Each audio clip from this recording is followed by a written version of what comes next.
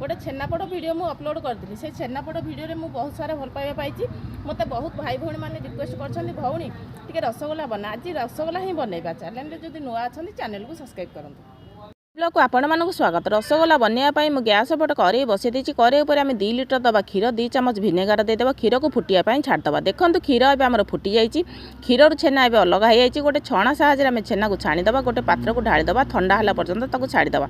सेपटे छेना आम ठंडा होपटे आम सीरा प्रस्तुत करवा से गैस पर गोटे पात्र बसई देती आम गोटे कप दबा चीनी जो कप चीनी दबा तार 50% दबा पानी फुटिला पर्यटन छाड़ीदेवा।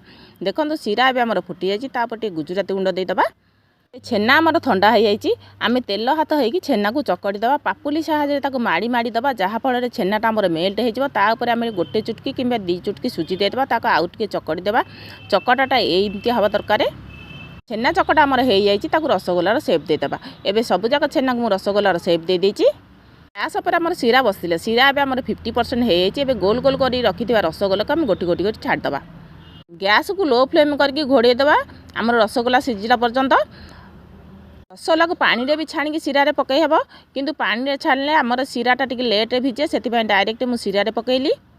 20 ରୁ 25 मिनट हो जाइए रसगोला आमर संपूर्ण सिझी जाइए आम तलू को ओल्हेदेवा 2 ରୁ 4 घंटा रखीदेवा।